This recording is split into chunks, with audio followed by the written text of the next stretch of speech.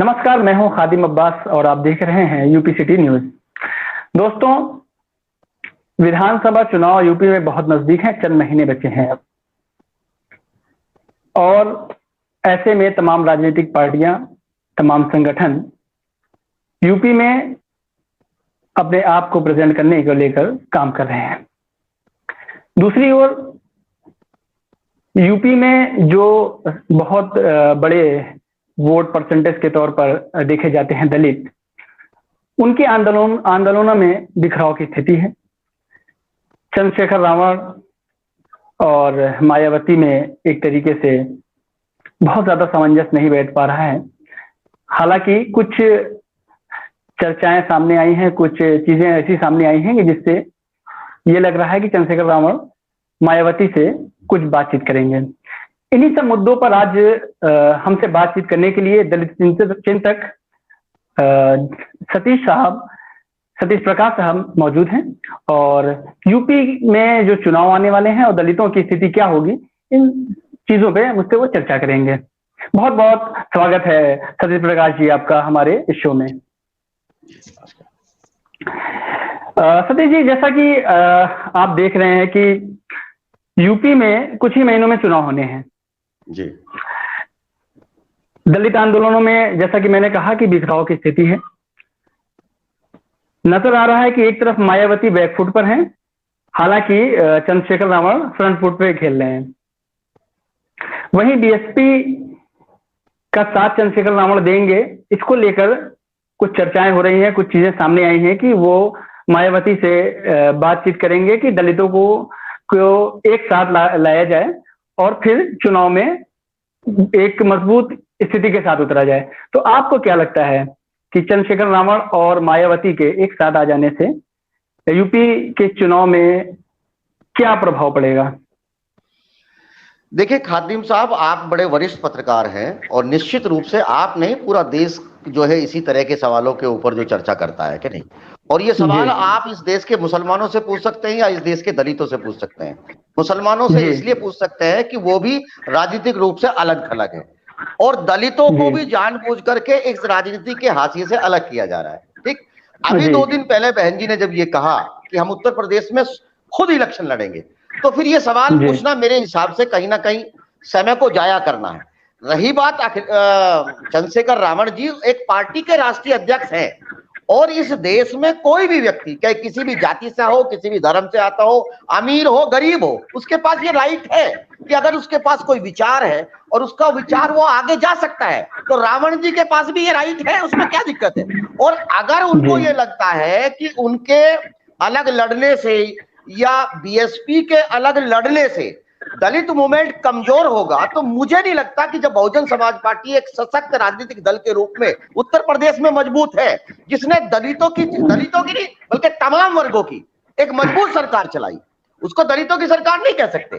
4 बार बहन जी का जो कार्यकाल रहा, उसमें कोई विरोधी भी है वो ये मानता है कि जैसी सरकार बहुजन समाज पार्टी के नेतृत्व में चली, ऐसी सरकार की उत्तर प्रदेश की जनता मानती है। कानून व्यवस्था का मामला हो, अब आपने आरोप लगाए थे ना, अगर बहुजन समाज पार्टी अगर सड़क बनाती है तो सड़क बनाना अपराध है, वो कमीशन के आधार पर सड़क बनाए जाते हैं। आज कोरोना काल है, 14 medical college Bahujan Samaj party ने बनाए, लेकिन आपने कहा कि स्वास्थ्य घोटाला हो गया। गंगा एक्सप्रेसवे की बात हमने की थी ना, हमने कहा था कि हम गंगा को साफ कर देंगे। बीजेपी या कोई भी गंगा को साफ नहीं कर सकता, गंगा को इस देश का दलित ही साफ कर सकता है, क्योंकि उनके मन में मैन नहीं है। हम गंगा को कोई माँ के रूप में वाली बात नहीं है, हम गंगा को नदी के रूप में देखते हैं और हमारा ये मानना है कि अगर मानव सभ्यता जिंदा रहेगी तो नदी का जिंदा रहना भी जरूरी है।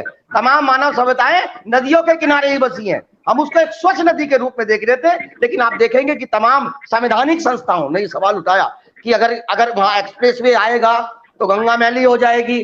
और भाई जब आप गंगा का अब एक्सप्रेसवे बन तो रहा है, अब कोई सवाल नहीं है, तो ये सवाल है। और देखिए अब्बास साहब, मैं एज ए दलित एक्टिव, मैं प्रो बीएसपी हूं, इसमें कहीं कोई जरूरत नहीं, लेकिन मैं दलित मूवमेंट को कमजोर होता हुआ नहीं देख सकता, मेरे लिए नहीं है।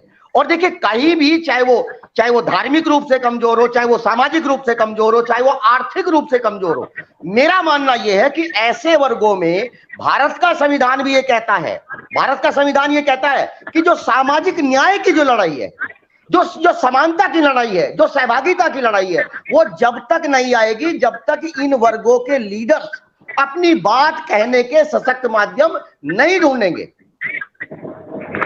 आपको क्या लगता है सतीश जी, जिस तरीके के का परफॉर्मेंस पिछले चुनाव में मायावती जी का रहा, बीएसपी का रहा और लोकसभा चुनाव में भी रहा, तो क्या आपको लगता है कि 2022 के चुनाव में बीएसपी कमबैक कर पाएगी या करने की स्थिति में होगी?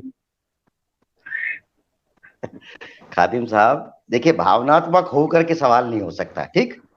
देखिए, ये तमाम विपरीत परिस्थितियां हैं, ठीक। और हमारे ऊपर ये आरोप लगता है कि हम सामाजिक पिछड़ेपन या सामाजिक न्याय की या समानता की या समान अधिकारों की या संविधान इंप्लीमेंटेशन की अगर हम बात करते हैं तो हम पे ये आरोप लगा सकता है, कोई भी व्यक्ति लगता है। हम जातिवादी व्यवस्था को तोड़ना चाहते हैं, इसका भी आरोप हमारे ऊपर लगा सकते हैं। लेकिन अगर आप उसको न्याय की दृष्टि से देखेंगे तो आप ये मान लीजिए कि उत्तर प्रदेश के तमाम आपके पास सर्वे होंगे, तमाम कोई भी व्यक्ति जो उत्तर प्रदेश नहीं पूरे देश में कोई भी व्यक्ति जिसके पास आंकड़े हो, 48% उत्तर प्रदेश में जिला पंचायत मेंबर्स जीतने वाली बहुजन समाज पार्टी है, 43% ग्राम पंचायत के चुनाव है। और एक बात तो आप खादिम साहब, हम भी बताते हैं आपको आंकड़े कैसे बनाए जाते हैं और आंकड़े कैसे मिटाए जाते हैं। इस देश में 92 सीटें ऐसी हैं जहां मुस्लिम डिसाइडेड फैक्टर है, लेकिन लोकसभा में अगर आप रिप्रेजेंटेशन देखोगे तो वह 5 ही एमपी आते हैं मुस्लिम बाहुल्य सीटों से। तो ये खेल होता है, मीडिया का एक चेंज होता है। आप देखो किसको गिराना है और किसको उठाना है ना। बीजेपी बड़ी चालाक पार्टी है, उसको मालूम है कि अगर उसने गलती से भी ये बात स्वीकार कर ली कि बहुजन समाज पार्टी के साथ उसका चुनाव है तो सुबह 10 बजे चुनाव हार जाएगी, ये बीजेपी भी जानती है। तो जानबूझ करके किसी को पीछे करके, और एक मैं दल का नाम नहीं लूंगा, है ना, आपने चर्चा में उसको लेकर के आए, है ना, और ये एक फ्रेंडली मैच चल रहा है कि आप इधर से सवाल उठाओगे, इधर के ठेकेदार हम होंगे। उत्तर प्रदेश के अंदर जो भी चुनाव होगा वो आस्था के नाम पर नहीं होगा, वो धर्म के नाम पर नहीं होगा। उत्तर प्रदेश में धार्मिक पोलराइजेशन नहीं होगा। उत्तर प्रदेश में शिक्षा, स्वास्थ्य, रोजगार, कानून व्यवस्था, इन्हीं के ऊपर चुनाव होगा। और तमाम विपक्ष, चाहे वो कांग्रेस हो, चाहे वो सपा हो, चाहे वो हम हो या कोई और भी दल हो, उनकी ये नैतिक जिम्मेदारी है कि बीजेपी के इस जाल में नहीं फंसना है। और लोगों को, जो उत्तर प्रदेश की भोली भाली जनता है, उस पर आमतौर पर यहाँ जातीय उन्माद और या धार्मिक उन्माद भी बड़ा चरम पे रहता है। और ये तमाम मुद्दे जो जनमानस के मुद्दे इससे पहले भी दबते हैं। तो ऐसे चीजों से हमारी ये नैतिक एक सामाजिक प्राणी होने के नाते, देखिए, महामारी काल में मैं किसी के ऊपर आरोप नहीं लगा रहा। चाहे देखिए कोरोना में क्या देखा, अरे भाई कोरोना ने हिंदू देखा, मुसलमान देखा, गरीब देखा, अमीर देखा, पिछड़ा देखा, दलित देख करके कोरोना बीमारी फैलाई। अरे कोरोना में कोई आदमी नहीं, उसको जो लगा बीमार कोई भी हो सकता है, तो हर व्यक्ति ने जान गंवाई है। इसमें आप ये नहीं कह सकते कि योगी जी के जो भाई हैं उनकी जान नहीं गई होगी, सब आदमी की गाँव गई है। एक एक गाँव में, एक एक परिवार में 8-8 लोग जिस महामारी में मर जाते हो, ऐसी महामारी को मेरे हिसाब से चुनावी मुद्दा इसलिए बनाना चाहिए कि आपका राजधर्म था, आपकी नैतिक जिम्मेदारी थी। आप उत्तर प्रदेश में सत्ता में इसलिए आए कि आपने सत्ता में यह कहा था कि हम उन तमाम व्यवस्थाओं को सुधारेंगे, तमाम रोजगार लोगों को देंगे, तमाम समाज सुधार देंगे। लेकिन सूबे के मुख्यमंत्री जी, जब महामारी काल में उत्तर प्रदेश की जनता को सबसे ज्यादा जरूरत थी, आप चुनाव प्रचार कर रहे थे पार्टी का।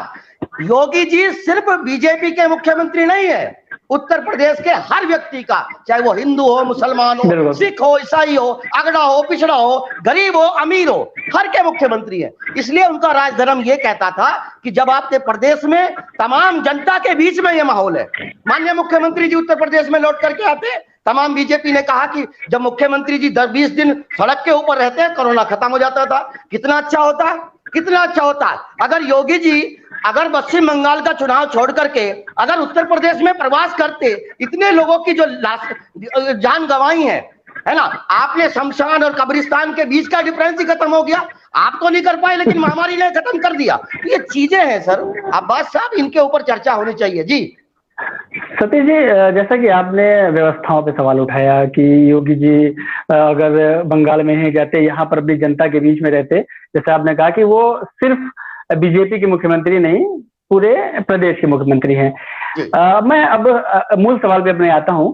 मेरा मूल सवाल ये है कि पिछले कुछ दिनों से बसपा सुप्रीमो मायावती जी के चंद फैसले ये दर्शाते हैं कि वो कहीं ना कहीं बीजेपी के करीब हैं। अभी हाल में जो उन्होंने एक फैसला लिया कि पंचायत चुनाव में वो अपने उम्मीदवार नहीं उतारेंगे, जैसा कि आपने अपने जवाब में बताया कि अच्छी खासे उम्मीदवार बीएसपी समर्थित उम्मीदवार पंचायत चुनाव में जीत के आए हैं। इसके बावजूद मायावती जी पंचायत चुनाव में अपने उम्मीदवार नहीं उतारती हैं। उन्होंने फैसला कर लिया है कि हम चुनाव नहीं लड़ने जा रहे हैं। तो कहीं ना कहीं जो बीएसपी के अगेंस्ट पार्टियां हैं उनको सवाल उठाने का मौका तो नहीं दे रहा है कि आप ऐसा क्यों कर रही हैं, आप कहीं ऐसा तो नहीं कि बीजेपी की बी पार्टी के तौर पर काम करने जा रहे हैं यूपी में। अब्बास साहब, 2014 में इस देश में बीजेपी के रूप में एक बड़ा राजनीतिक संकट ही कहूंगा मेरे नजरिए से। बीजेपी के नजरिए से देखें तो सत्ता उनको मिली, ठीक है ना। मुझे ऐसा लगता है कि मेरे लिए एक राजनीतिक संकट हो सकता है, लेकिन 2014 से और 2020 के बीच में इस देश का चाहे हिंदू हो, चाहे मुसलमान हो, चाहे अगड़ा हो या पिछड़ा हो, चाहे गरीब हो या अमीर हो, शाहीन बाग के एक आंदोलन को छोड़ करके, और शाहीन बाग में ही देखिए, इधर देखिए अब्बास साहब, सिर्फ आंदोलन शाहीन बाग में नहीं हो रहा था, इस देश में 14 जगह आंदोलन हो रहा था। इस देश में गया में भी लोग बैठे थे, इस देश में पुणे में भी लोग बाग बैठे थे। 14 जगह इस देश में कंटिन्यूएशन आंदोलन हो रहा था। शाहीन बाग में ये सच है कि वहां मुस्लिम भाई उस आंदोलन को संविधान की प्रति लेकर के चला रहे थे उस आंदोलन को, लेकिन बाकी जगह दलित ही खड़ा था पूरी तरीके से। और 2 अप्रैल का आंदोलन आप भूल गए, कश्मीर से लेकर के कन्याकुमारी तक इस देश के दलितों ने, बहुजन समाज पार्टी एक राजनीतिक दल के साथ साथ दलित मिशन का भी हिस्सा है, 1 लाख कार्यकर्ताओं को जेल में डाला गया, और उन दलितों को जेल में डाला गया जिनके जो लोग रोज कमाते थे, रोज खाते थे। दलितों की स्थिति आप चूंकि आप भी ग्रामीण पृष्ठभूमि से आते हैं, ठीक है ना, गरीबी आपने भी देखी होगी। तो ऐसे वर्गों को लेकर के आप, भीमे कोरेगांव में आंदोलन कौन कर रहा था, आप बताइए ना। वहां कितने लोगों को जेल में डाला गया, वहां कितने दलितों को, जो पढ़े लिखे दलित हैं, उनको जेल में डाला गया। बाकी कोई भी दल, मैं सभा नाम नहीं लूंगा, इस देश का कोई भी दल, चाहे वो राष्ट्रीय दल हो या क्षेत्रीय दल हो, किसके कार्यकर्ता जेल में गए? आज सवाल हमसे पूछोगे, हम ही परीक्षा देंगे, हम ही चीता बनाएंगे, रोज आपके सामने आप सवाल उठाओगे और हम जवाब देंगे। इस देश का दलित को ये मालूम है, आरएसएस के निशाने पे इस देश का मुस्लिम नहीं है, आरएसएस के निशाने पे इस देश का दलित है। हम जानते हैं इस बात को, आरएसएस के विरोध हमने किया, हम जानते हैं इस बात का, ये आरएसएस भी जानता है। और देखिए, इस देश में दलित और मुस्लिम का नंबर चेंज होता है। एक मेरा आर्टिकल पढ़ना, इस देश में दलित और मुस्लिम का नंबर चेंज होता है। जब अत्याचार करते करते आरएसएस मुस्लिम के ऊपर थक जाएगा, तब वो दलित का नंबर आएगा, और जब दलित पर अत्याचार होगा तो मुस्लिम पीछे चला जाएगा। और सुनिए अब्बास साहब, चलिए मैं आपको बताता हूं, चीजें डिस्कस हो तो जाना चाहिए, डिफरेंसेस हो। जब गाय के नाम पर इस देश के मुस्लिम की लंचिंग हो रही थी और कुछ तथाकथित दलों के लोग कर रहे थे, यही दलित मूवमेंट था। गुजरात में जाकर के देखिए, जब जाकर के 4 दलित बच्चों की पिटाई की गई और देश के प्रधानमंत्री ने बाकायदा खड़ा होकर के बयान देना पड़ा। तो ऐसी बात नहीं है, ये आरोप आप नहीं लगा सकते। और बहुजन समाज पार्टी की बात करते हैं आप, हमने धार्मिक उन्माद को बढ़ावा नहीं दिया। हमारे काल में कोई भी मुस्लिम, हिंदू मुस्लिम राइट नहीं हुआ, ना आने देंगे। और अपराधी चाहे किसी भी वर्ग का हो, चाहे हिंदू हो, चाहे मुसलमान हो, चाहे दलित हो, अपराधी के साथ अपराधी जैसा ही व्यवहार करेंगे, ये हमने तय किया है और यही संविधान कहता है। और इसलिए हमारी कानून की सरकार कानून के लिए हुई है। इसलिए तमाम वर्गों को यह लगता है कि सच्चाई अगर सामने आ जाएगी। और बी पार्टी की बात कर रहे हैं आपको, अभी तो ये चर्चा जो है, हमेशा यही चर्चा होती है कि बीजेपी का और बहुजन समाज पार्टी का ही गठबंधन हुआ है। इस देश में 89 में माननीय मुलायम सिंह जी जब जनता दल के मुख्यमंत्री के रूप में उत्तर प्रदेश में आए, उसको समर्थन देने वाली कौन थी? बीजेपी थी। जब कल्याण सिंह जी ने सरकार बनाई बीएसपी को तोड़ करके, उसको बाहर से समर्थन देने वाले कौन थे? मुलायम सिंह जी। जब राम प्रकाश गुप्ता जी ने बीजेपी के मुख्यमंत्री के रूप में शपथ ली, उसको बाहर से समर्थन देने वाले कौन थे? तो ये सब चीजें हैं। और बीजेपी, देखिए आज गठबंधन की बातें आप कर रहे हैं, मैं इसको देखिए, गठबंधन भारतीय राजनीति की मजबूरी है, गठबंधन होते भी हैं और हुए भी हैं। जब बीजेपी जैसी एक नेशनल पार्टी होने का जो दावा करती है, अगर वो पीडीपी जिसके ऊपर वही आरोप लगाती है कि वो राष्ट्रद्रोही है, उसके गठबंधन कर लेती है, नॉर्थ ईस्ट के तमाम लोग जो जो जो चरमपंथी लोग हैं, जो भारत से अलग होने की बात करती है, जब बीजेपी सत्ता पाने के लिए उनसे संगठन बना लेती है, तो हम ऐसा काम नहीं करेंगे। और देखिए सुनिए, हमने गठबंधन जरूर किए, लेकिन जो हमारे विचार हैं, जो हमारी विचारधारा है, जो हमारी सामाजिक सोच है, उसके साथ हमने कभी भी गठबंधन नहीं किया, उसको कभी नहीं छोड़ा। ये हमारा वादा है और हमने किसी को मौका नहीं दिया जी। अगर जो आप तमाम चीजों को लेकर कह रहे हैं बीजेपी को, तो आपको क्या लगता है कि बीजेपी के खिलाफ 2022 के चुनाव में विपक्षी पार्टियों की क्या रणनीति होनी चाहिए, और खास तौर पर बीएसपी की क्या रणनीति होनी चाहिए, और बीएसपी किस रणनीति के तहत अगर बीजेपी के खिलाफ मैदान में उतरती है तो जाएगी? देखिए राजनीतिक रूप से बीजेपी बहुत कमजोर है, इसमें कहीं कोई दो राय नहीं। और जनता को देखिए, पहले देखिए, आप काट के आंधी एक बार चढ़ती है, ये एक सवाल, कुछ कहावतें हैं।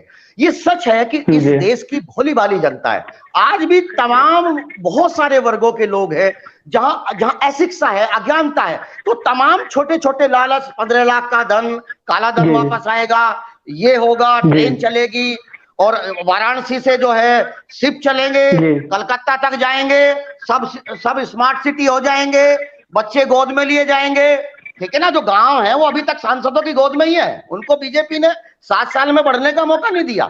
तो ये सब चीजें हैं और भोली भाली जनता है, और इसको आप हिंदू मुसलमान से मत देखिए। देखिए गरीबी सबसे महत्वपूर्ण है, गरीब सबसे ज्यादा सपने देखता है, और गरीब को जहां से लगता है कि उसकी समस्याओं का हल ये व्यक्ति दे सकता है, तो उस पर विश्वास भी सबसे ज्यादा गरीबी करता है।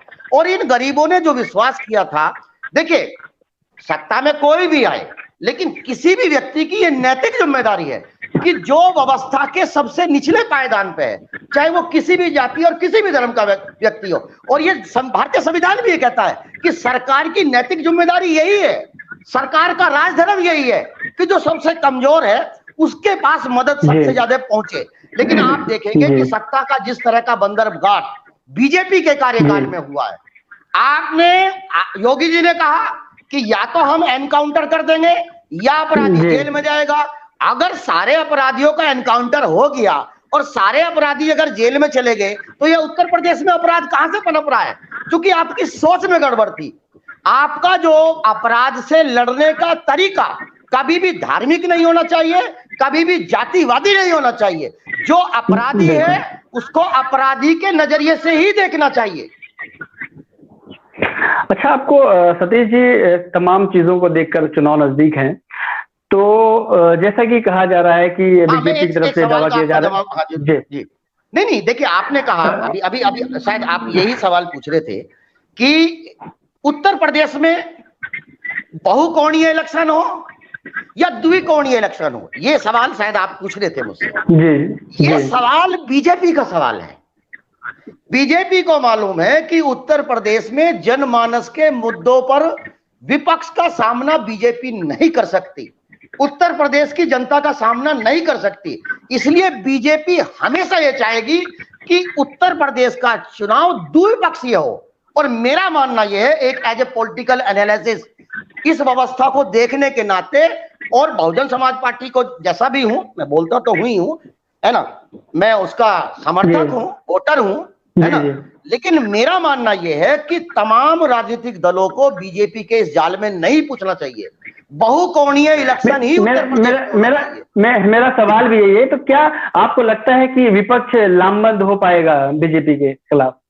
देखिए सुनिए, देखिए दो चीजें हैं, आप इसको चीज मान देखिए।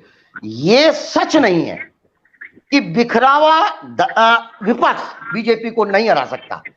इकट्ठा हुआ विपक्ष ही पिछले 4 चुनाव को आप देखेंगे, जिसमें 2 लोकसभा का चुनाव है और तमाम तमाम तमाम अलग अलग प्रदेशों का चुनाव है। विपक्ष को जब जब इकट्ठा होने की विपक्ष कोशिश करेगा, बीजेपी उसको हिंदू मुस्लिम और पॉलिटिकल पोलराइजेशन कर देगी। ऐसे जाल में नहीं पड़ना चाहिए। हर व्यक्ति को अपनी बात स्वतंत्र तरीके से कहे। जनता उत्तर प्रदेश की जिसको तय करेगी, चाहे वो कोई भी दल हो, उत्तर प्रदेश की जनता जिसको तय करेगी वो सत्ता में आएगा।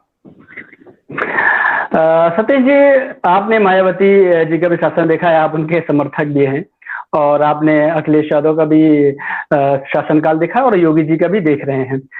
आपकी नजर में कौन फर्स्ट चॉइस होगा यूपी में सीएम का चेहरा? देखिए, अब चूंकि आपने मुझे बहुजन समाज पार्टी का समर्थक भी बताया है, तो इसलिए मुझ पे ये आरोप लग सकता है कि मैं ये बात कहूंगा। देखिए, पिछले 20-25 साल में जब से कांग्रेस उत्तर प्रदेश की राजनीति से बाहर हुई है, उत्तर प्रदेश में मिलीजुली सरकारें मिली हैं। बहुत दिनों बाद 2007 से 2012 के बीच में बहुजन समाज पार्टी को एक पूर्ण बहुमत की सरकार मिली। हमसे बाद में माननीय अखिलेश जी को एक पूर्ण बहुमत की सरकार मिली, और फिर बीजेपी को भी उत्तर प्रदेश की जनता ने पूर्ण बहुमत की सरकार दी। अब उत्तर प्रदेश की जनता ने तमाम जो 3 प्रमुख दल उत्तर प्रदेश के हैं, उनकी तीनों की बहुपूर्ण बहुमत की सरकार देख ली है। अगर आप कानून व्यवस्था की बात करेंगे तो कानून व्यवस्था की जो व्यवस्था है, देखिए, सरकारें चेंज होती है, पुलिस चेंज नहीं होती। सरकारें चेंज होती है, प्रशासनिक व्यवस्था चेंज नहीं होती। लेकिन अगर आप सरकारों का प्रभाव ऐसा होता है कि अगर मुख्यमंत्री की छवि स्वच्छ हो, अगर मुख्यमंत्री की जो छवि है वो अपराधियों के खिलाफ हो, तो 24 घंटे में व्यवस्था सुधर जाती है। 24 घंटे में पुलिस नहीं बदलती, पुलिस की सोच बदल जाती है। हमने कानून व्यवस्था को जिस तरीके से संभाला है, और हमने महिलाओं के प्रति अगर पुलिस थानों को सशक्त मजबूत किया, पूरी व्यवस्था के साथ मजबूत किया, कोई भी झूठा मुकदमा आप नहीं दर्ज करा सकते, चाहे वो किसी भी वर्ग का व्यक्ति है। और देखिए, विकास के मामले में आप देखिए, इस देश में उत्तर प्रदेश में हमसे पहले एक्सप्रेसवे की परिकल्पनाएं नहीं थी। हमने यमुना एक्सप्रेसवे जब बनाया, बताया लोगों को, और आज तो कॉरिडोर बीजेपी सरकार जो है आपका वाराणसी सॉरी काशी में बना रही है ना। हमने ताज कॉरिडोर की बात की थी, आपने हम पर आरोप लगा दिए जो आज तक सिद्ध नहीं हो पाए। तो हमने एक्सप्रेस भी बनाया, और सुनिए, बुद्धा सर्किट वे हमने फार्मूला 1 पूरे दुनिया में, आप एशिया का फर्स्ट है वो आपका बुद्धा सर्किट जो है ना, ये परिकल्पनाएं हैं। और दलित का मतलब ये नहीं कि हम साफ सफाई पे ध्यान रहेंगे, हम आपसे रोटी ही मांगते रहेंगे, हम आपसे अच्छे कपड़े की और अच्छे राशन की बात करते रहेंगे।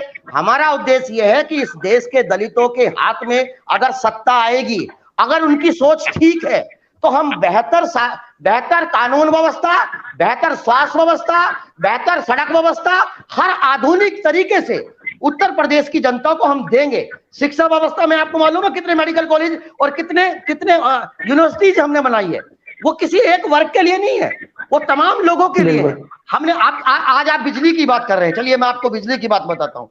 तमाम वो, हालांकि अखिलेश जी ने हमारे बाद में उस काम को रोका नहीं, बहुत सारे काम है जो उनके द्वारा हमारी योजनाओं को उन्होंने रोका, लेकिन बिजली की व्यवस्था का जो काम हमने किया था, तमाम जो आपके एनटीपीसी के जो सेंटर थे, हमने उसकी क्षमताओं को बढ़ाने की बात की, और उसका परिणाम है कि आज उत्तर प्रदेश में प्रॉपर टाइम से आपका बिजली 24 घंटे मिलने की बात हो रही है। तो एक सोच का सवाल है सर। बिल्कुल, जैसा कि कोरोना के दौर में आपने सवाल उठाया कि योगी जी बंगाल में चुनाव प्रचार कर रहे थे, और ऐसी कंडीशन में रोजगार को लेकर पूरे देश में ही हाहाकार मचा हुआ है।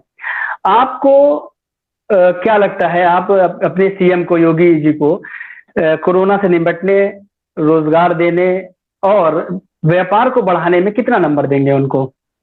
नहीं, देखिए, अब रोजगार मिला कहां भाई? जिस प्रदेश की यूपीएससी पब्लिक सर्विस कमीशन का लगभग 2.5 साल तक आप उनके चेयरमैन तय नहीं कर पाए। पिछली सरकार के चेयरमैन को आप चाहते नहीं थे, आपको यह लगता है कि अनिल यादव अगर होंगे तो कई यादवों की भर्ती ना कर ले। अब बांदा में आपने 15 जो प्रोफेसर है एग्रीकल्चर के, उसमें 11 योगी जी की जात के लगे उसमें कहीं कोई दो राय नहीं, उसमें कोई बवाल नहीं बचेगा। इस देश का मुस्लिम, इस देश का दलित, इस देश का पिछड़ा, इस देश का गरीब नौकरी पे नहीं जाना चाहिए। और देखिए सतीश चंद्र द्विवेदी जी ईवीएस ईडब्ल्यूएस का जो है गरीबों का आरक्षण खा गए, वो हमारा नहीं खाया, वो पिछड़े का नहीं खाया। लेकिन देखिए जो खाएगा, जो अपराधी है, जिसको अपराध करना है, वो किसी का भी हक खा जाएगा। अब सतीश चंद्र द्विवेदी जी ने, अब वो जो गरीब ब्राह्मण या कोई भी गरीब व्यक्ति अपर कास्ट से लगता तो ज्यादा बेहतर रहता। तो ये चीजें हैं सर, इससे बाहर निकल करके अब हमको ये हिंदू, मुस्लिम, दलित, गैर दलित, अगड़ा पिछड़ा, ठीक है सामाजिक न्याय की लड़ाई लड़नी चाहिए, लेकिन उत्तर प्रदेश की जनता, जहां तक मुझे लगता है, वो राजनीतिक रूप से एक अच्छी सोच के साथ अब उसके सामने एक अच्छा विकल्प है, वो अच्छा लीडर पैदा करे, वो अच्छे लोगों को सोच का मौका दे। जी बहुत बहुत शुक्रिया सतीश जी, आपने हमारे साथ यूपी पर चर्चा की और तमाम विषयों पर, तमाम सवालों में बहुत अच्छा जवाब दिया। मैं उम्मीद करूंगा कि हमारे दर्शकों को हमारे ये शो बहुत पसंद आया होगा, और मैं उनसे ये भी उम्मीद करूंगा कि हमारे चैनल को सब्सक्राइब करेंगे और इस वीडियो को ज्यादा से ज्यादा शेयर करेंगे, ताकि हमारी और सतीश जी के बीच में जो चर्चा हुई है यूपी चुनाव को लेकर, उसको तमाम लोग देख सके। बहुत बहुत शुक्रिया एक बार मैं फिर आपका करना चाहता हूँ Satish Prakash ji. UP city news, जुड़िए उत्तर प्रदेश से।